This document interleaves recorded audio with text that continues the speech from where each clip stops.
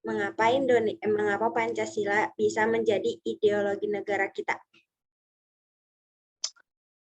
Oke.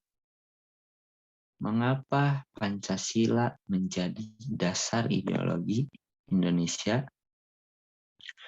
Karena Pancasila itu kita sendiri yang membuat, bangsa Indonesia sendiri yang membuat. Ya, bangsa Indonesia ini tidak mengikuti negara-negara yang lain, mempunyai sistem-sistem pemerintahan yang berbeda dengan yang lain. Karena apa? Indonesia mempunyai beraneka ragam perbedaan, mulai dari agama, mulai dari ras, suku, bangsa, dan yang lainnya. Di situ dapat diambil bahwa kita harus membuat ideologi atau dasar bangsa sendiri, berbeda dengan negara yang lain. Supaya bangsa Indonesia dari Sabang sampai Merauke, ideologi yang harus menjadikan bangsa Indonesia ini bersatu padu dan menjadikan bangsa Indonesia ini sejahtera dan adil. Lanjut pertanyaan yang ketiga, yaitu pertanyaan menurut Anda, apa pengertian HAM bagi Anda? Oke, baiklah. HAM itu adalah sebuah hukum yang ada di seluruh dunia. Kenapa? Karena HAM itu mengatur bagaimana manusia dimanusiakan, bagaimana memanusiakan manusia. Ya, di situ kita harus menghargai setiap perbedaan, setiap pendapat, setiap opini dari setiap orang, dan kita harus menjaga kehormatan setiap orang tersebut. Karena apa? Seluruh manusia itu sama. Ada mata, ada hidung, ada mulut. Ya. Sama untuk saling menjaga satu sama lain. Nah, maka dari itu kita sebagai warga bumi, khususnya warga negara, setiap negara masing-masing harus mendukung segala pembebasan HAM, mendukung segala cara agar HAM bagaimana cara pelanggaran HAM itu tidak terjadi seperti sekarang penyerangan Palestina oleh Israel. Bagaimana kita warga negara di seluruh negara menghormati warga Palestina tersebut, karena warga Palestina itu sama seperti kita, mempunyai hak untuk hidup, hak untuk beribadah, hak untuk bekerja, segalanya sama seperti kita. Maka dari itu kita harus memperjuangkan HAM, hak asasi manusia bagi orang yang terkena pelanggaran HAM di situ. Ya, terima kasih.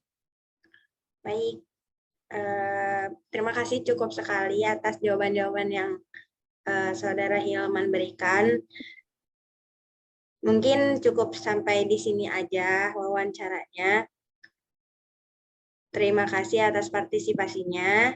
Thank you. Assalamualaikum warahmatullahi wabarakatuh. Bismillahirrahmanirrahim. Assalamualaikum warahmatullahi wabarakatuh. Di sini saya sebagai pewawancara akan mewawancarai kalian tentang topik Pancasila.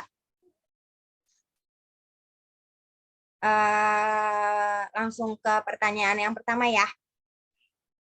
Jawabnya sesuai opini kalian aja.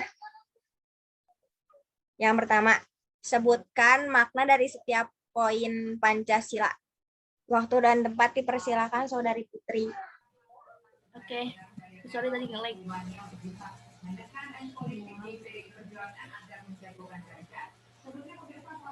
Menurut opini sendiri ya,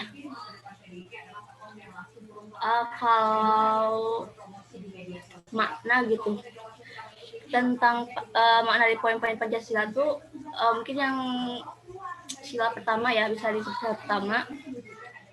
Kan kita sila pertama itu bintangnya lambangnya bintang emas gitu ya. Nah di situ kita bisa maknanya gitu. Nah dari sila pertama ketuhanan yang Maha Esa, udah jelas dong ya. Udah jelas itu mengandung bahwa bangsa Indonesia adalah bangsa yang religius, atau yang dalam arti lain tuh di mana bangsa kita tuh yang beriman dan bertakwa kepada Tuhan yang Maha Esa. Nah, sesuai dengan kepercayaan masing-masing tersendiri kan gitu. Kayak mungkin kalau dalam sila pertama ini nih, kita salah satunya mengimplementasikan Pancasila ini, contohnya bekerja sama antara pemeluk agama dan penganut kepercayaan yang berbeda-beda itu saling bekerja sama. Nah, itu termasuk sila pertama, makna di sila pertama. Untuk sila kedua itu kan kemanusiaan yang adil dan beradab. Nah, kalau di dalam sila kedua ini atau bisa dinamakan rantai ya, kalau nggak salah, rantai. Nah, pada dalam rantai ini gimana ya? Saling menyambungkan, saling mengikat, yang mana itu menandakan hubungan si manusia ini satu dengan lainnya, antara satu dengan lainnya itu saling membantu gitu. Kalau diimplementasikan dari Pancasila ini, contohnya tuh kayak salah satunya berbicara kepada orang lain dengan sopan santun, itu termasuk contoh dari sila kedua ya, kemanusiaan yang adil dan beradab. Nah, untuk poin ketiga, kan poin ketiga itu Persatuan Indonesia. Nah, mungkin kalau Persatuan Indonesia itu makna itu sebagai tempat berteduh kan, lambangnya itu beringin gitu. Nah, kita bisa bilang dengan tempat berteduh yang buat berlindung lah, ya kan, yang dimana mencerminkan hal itu tuh Persatuan Indonesia gitu kan. Untuk contohnya tuh kalau Persatuan Indonesia jelas ya, kayak rela berkorban lah untuk cinta tanah air, pastinya juga cinta tanah air, salah satunya mencintai produk lokal di sini. Nah, itu sih. Nah, buat poin keempatnya yaitu kan kerakyatan yang dipimpin oleh hikmat, kebijaksanaan dalam permusyawaratan perwakilan. Nah, buat poin keempat ini tuh lambangnya kepala banteng, kalau usah kepala banteng. Ya, kalau diartikan ke kepala banteng itu selalu berkumpul gitu ya. Kepala banteng bisa binatang banteng kan suka kumpul-kumpul gitu ya. Nah, di mana kalau bisa dilambangkan si manusia itu mengambil suatu keputusan tuh harus bareng-bareng gitu, harus bermusyawarah. Nah, jadi adanya untuk makna sila keempat ini, secara keputusannya harus bermusyawarah. Nah, salah satunya itu mungkin buat kesehariannya tuh contohnya kayak mengutamakan keputusan yang diambil secara musyawarah itu ya, diskusi bareng-bareng lah, harus menjalankan sesuatu itu dengan musyawarah, intinya itu sih. Nah, buat poin terakhir itu kan keadilan sosial bagi seluruh Indonesia. Nah, buat yang poin kelima ini bisa diartiin sih sebagai satu kebutuhan sih, keadilan sosial bagi seluruh Indonesia tuh kayak mananya tuh kayak mencerminkan kan si lima itu lambangnya tuh padi dan kapas. Kita bisa diartiin tuh kayak suatu pangan dan pangan sama sandang gitu ya, kan padi sama kapas kayak kebutuhan kita sih sosial gitu. Nah, ini tuh kayak memandangkan tidak adanya kesenjangan antara satu dengan lainnya, mungkin gitu ya. Mungkin kayak contohnya tuh, sampelnya tuh kalau diimplementasikan keseharian Pancasila itu, nilai Pancasila itu kayak menghormati hak-hak orang lain, atau juga bisa ikut serta dalam kegiatan gotong royong gitu sih. Intinya kalau memanai arti makna apa tadi, Pancasila ya, itu pasti kalau dibilang opinion atau argumen pendapat sendiri itu pasti beda-beda. Intinya kayak gitu sih, kurang tepatnya kayak gitu. Baik, terima kasih banyak Saudari Emput. Selanjutnya waktu dan tempat dipersilakan kepada Saudara Husen. Yang sila ke-1 yaitu di mana di dalamnya ada nilai ketuhanan. Jadi nilai ketuhanan di sini adalah ada nilai etikanya ya. Ketika kita memiliki agama, jadi nilai ketuhanan dan nilai keagamaan semuanya saling berkaitan. Di mana setiap kalau kita memiliki agama, di setiap agama itu pasti memiliki yang namanya hukum agama, pasti ada ketentuan positifnya pasti. Nah, di mana sila yang ke-1 ini mengandung nilai etika yang sangat kuat demi kehidupan bangsa. Contohnya dalam menghadapi kasus maling, contohnya ketika kita mematuhi ketika kita mengimplementasikan sila ke-1 ini, otomatis ketika kita memiliki agama dan memiliki meyakini adanya Tuhan, yang mana memiliki jiwa ketuhanan, pasti akan menjauhi perbuatan itu. Jadi nilai ke-1 ini banyak ya cabangnya. Salah satunya adalah sebagai pedoman. Kenapa pedoman? Sebab ada nilai agamanya. Agama ini memiliki banyak ketentuan-ketentuan khusus dan sudah komplit di semua agama, bukan hanya Islam ya. Jadi 1 ada nilai etikanya. Juga kalau saya memaknai di situ sangat tinggi nilai agama. Nilai kemanusiaannya. Jadi di sini ada nilai kemanusiaan yang mana jika kalau dilihat ditinjau di kehidupan nyata, di kehidupan sosial itu ada yang namanya sikap saling tolong menolong. Sikap saling tolong menolong baik itu sama agama ataupun beda agama, sama suku ataupun beda suku, sesama kelompok atau beda kelompok, semuanya saling mengenal yang namanya sistem saling menolong, tolong menolong. Jadi kita melakukan keadilan dengan siapapun dan bagi siapapun, tidak memandang. Dan ketiga adalah ada yang namanya nilai kesatuan. Nilai kesatuan yang mana kita bangsa Indonesia di dalamnya banyak sekali berbagai bangsa, suku, agama, dan kelompok-kelompok lainnya. Dan kita juga memiliki semboyan Bhinneka Tunggal Ika. Dan di makna sila ketiga ini memiliki makna nilai kesatuan yang mana walaupun kita tidak sama kelompoknya, statusnya, agamanya, dan lain-lain, kita mesti mengedepankan tujuan kita.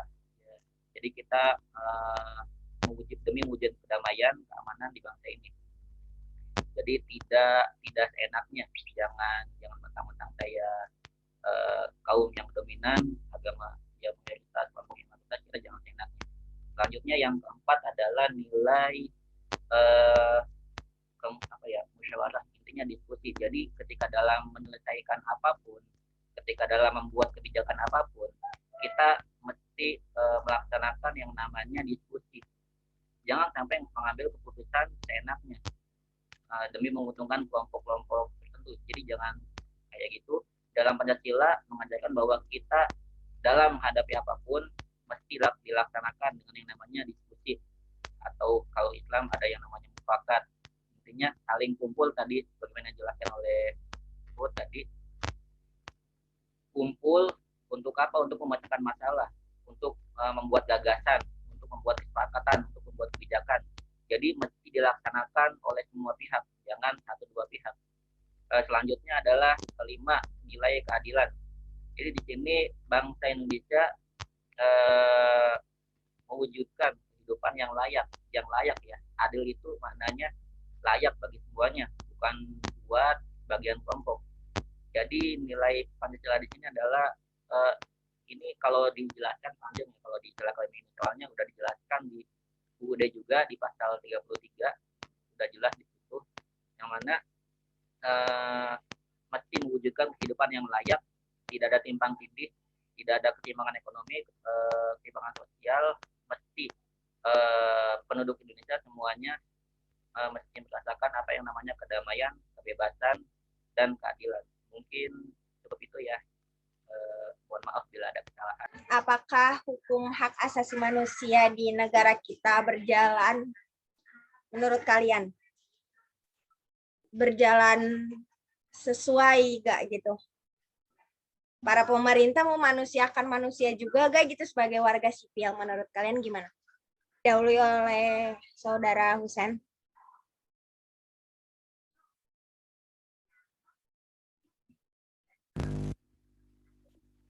Oke, mulai duluan nih.